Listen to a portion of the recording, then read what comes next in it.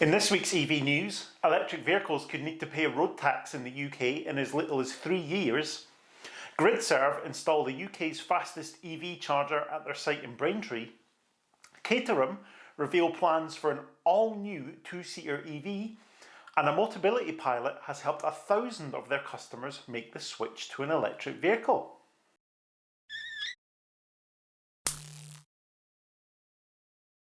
Welcome back to another EV news with a slightly different setup to usual.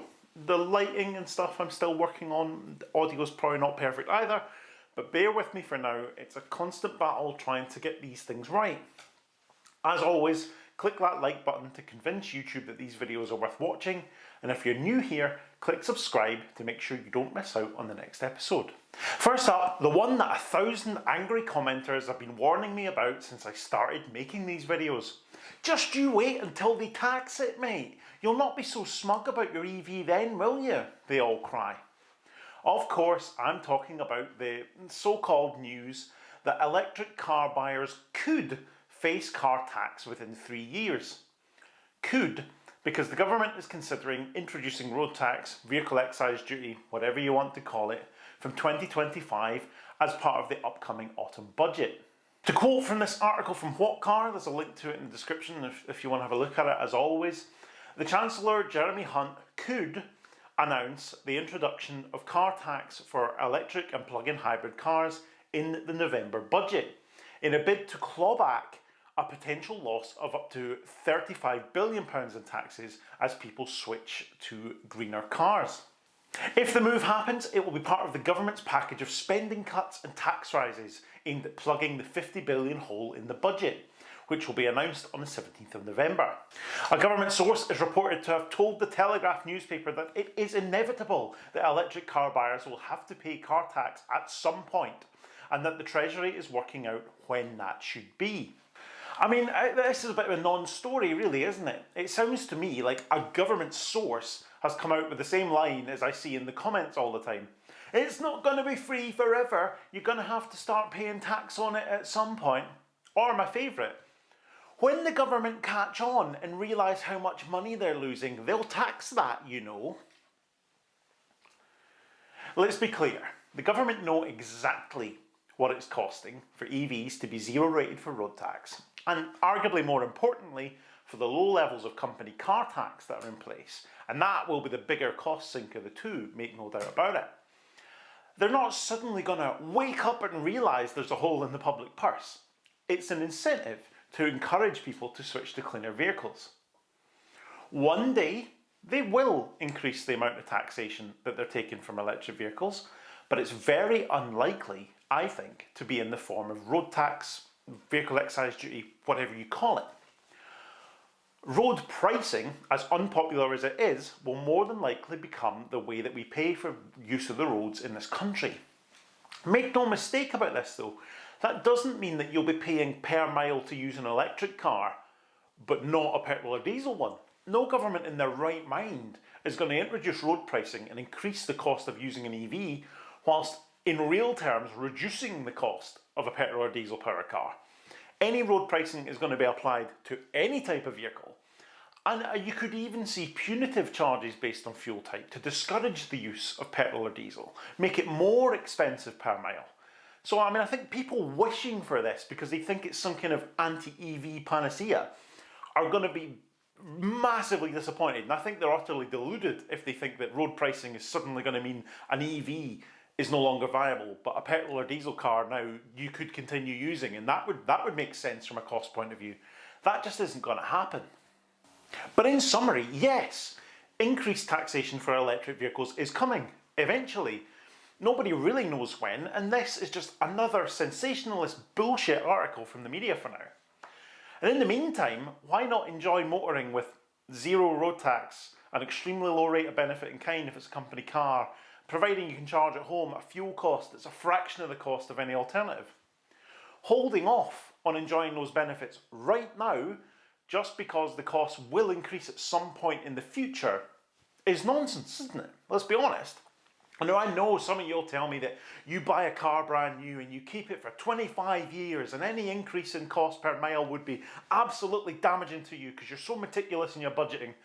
But you know as well as I do that that's not how it works for the vast majority of people. Next up, Gridserve have announced that they've installed the UK's fastest EV charger at their site in Braintree. I love how much mine's bigger than yours goes on in the EV charging industry. They seem to love it. So whether it's the number of connectors at a site, the number of sites throughout the country, the number of sites broken at any one time if you're BP Pulse, or in this case, oh, it's much faster than anybody else's. They definitely love a statistic like this. It's absolutely bonkers, let's be honest, but I'm here for it. I support it, it's okay. Gridserve has installed a 360 kilowatt capable EV charger, which the company claims is the UK's fastest, at its pioneering electric forecourt in Braintree. Gridserve have said that the ABB Terra 360 is able to provide a maximum 360 kilowatts of power, meaning it has the ability to add around 62 miles of range in 3 minutes, or fully charge an electric car in less than 15 minutes. The maximum charging rate available at Gridserve's electric forecourts until now was 350 kilowatts. So it feels a bit like, oh, this one goes up to 11, right? But you never know, that extra 10 kilowatts might make all the difference one day, if you can find a car that will take it, of course. I can't actually currently think of one that can charge at 360 kilowatts. So do let me know in the comments if you know more than me and you know a vehicle that currently exists or is coming very soon that supports a charge rate that high, because I can't think of one. But it's not all about charging speed, that's just a headline grabber, and that just gets the story in front of you. The new charger is able to offer dynamic dual charging. That means two vehicles can plug in, they can charge simultaneously, and the charger will dynamically distribute the available power between both vehicles. A little bit like it's supposed to do with the crappy ones at motorway services, but this apparently works. The overall design is more user-friendly. There's LED lighting to reveal where a charger is available or in use. It's got a pulley system for the retractable 5-metre charging cable, which makes it manoeuvrable, keeps pathways clear. And enlarged digital screens will provide all the charging information that you need. And it also looks like there's a large advertising screen on the unit, which Gridserve at the moment are saying they'll just use that to show you, details of stuff that they're working on, new sites that are coming and things like that. But I'm sure you could sell that off as advertising space in the future, like we're already seeing some other networks do. And ultimately, if they can get a good revenue stream going with that kind of thing, that will lower the cost of charging, hopefully. The specific unit now on trial at Braintree has dual CCS connectors, but Gridserve say they're committed to supporting both CCS and CHAdeMO, and these high power 360 kilowatt DC chargers can be equipped with CHAdeMO should they need them to be, and that they will continue to support CHAdeMO as time goes on. They've installed this trial unit for an all-new charging bay that's been designed to specifically serve long load and light commercial electric vehicles, which I think is also really important, right? This shows that they're considering the future. There's no doubt about it that larger vehicles, big vans, trucks, people towing, they're going to need to be able to charge with minimal fuss, and that this is going to become more and more of a requirement as time goes by. So putting this in place, testing the equipment, testing the provision for them, it seems like a really good idea to me, and obviously they get the headline grabbing, oh, it's really fast thing as well. Have you seen this new unit at Braintree yet? Let me know in the comments if you have. I might need to pay it a visit myself. Electric sports car news now, and Caterham have revealed plans for an all-new 2-seater EV which will sit alongside the petrol engine 7 in their range. Caterham Cars is working on an ambitious 3-pronged plan for the post-2030 electrification era. This involves building the much-loved petrol 7 for at least another decade, while using that time to develop a same-shaped 7 EV and launch an all-new aerodynamic electric roadster that will draw on the traditional Caterham values of lightness, performance, simplicity and agility. Outlining the plan exclusively to Autocar, and there's a link in the description, Caterham CEO Bob Lachley drew a picture of business that is currently booming. The firm last year built 500 cars and sold 670, the extras adding to a waiting list that now runs to about a year. In the short term, he wants to expand the company's traditional annual output of 500 to cover those extra cars at least, and has recently repurposed Caterham's former Crawley used car centre for the assembly of additional cars alongside the main production one in Dartford. Lachley believes current regulations will allow existing internal combustion power cars with logical developments to be built until 2034. Even if the UK's proposed 2030 ban on petrol or diesel cars holds, he predicts that expanding export demand will keep production healthy. Hugely significant here is the US's recent show and display amendment to car registration laws that allows traditional or technically significant imports such as the Caterham 7 to be sold in the US and to be driven up to 2,500 miles a year. However, the real bombshell news and what we're interested in this channel is the company's plan for a brand new electric Caterham 2-seater, designed to sit alongside the 7, not to compete with it. Lachley insists the car is just an idea in people's heads at present, but also makes it clear that the company's Japanese owner since mid-2021, VT Holdings, is keen to make it a reality. Lachley, whose 25-year Nissan career has brought lots of marketing nous plus excellent relations with OEMs that he would maybe look to use as suppliers, has been doing a great deal of thinking and planning about this new car. This will definitely not be a 7, he said, but it will have all of the characteristics that today's Caterham customers know well, like lightness, simplicity, agility and performance, like the 7. It will have a steel space frame, but a different one, because they're easy to modify in production if you need to. It will have a 6-panel enveloping body in aluminium or carbon, 2 sills, 2 doors, plus clamshell openings front and rear. It will be prettier and more modern than a 7. Those will be big points of distinction, and maybe it will have a roof. We're designing it as a pure EV from the start, with rear drive only, and it will be registered under SVA rules. So this sounds very interesting indeed. There's a massive lack of EV sports cars even being planned at the moment, but it also sounds like it's a little bit not very much more than a pipe dream right now. I mean, fingers crossed that Caterham actually shows some real progress on this sometime soon, and don't just rely on the fact they'll be allowed to keep selling petrol cars for a little bit longer.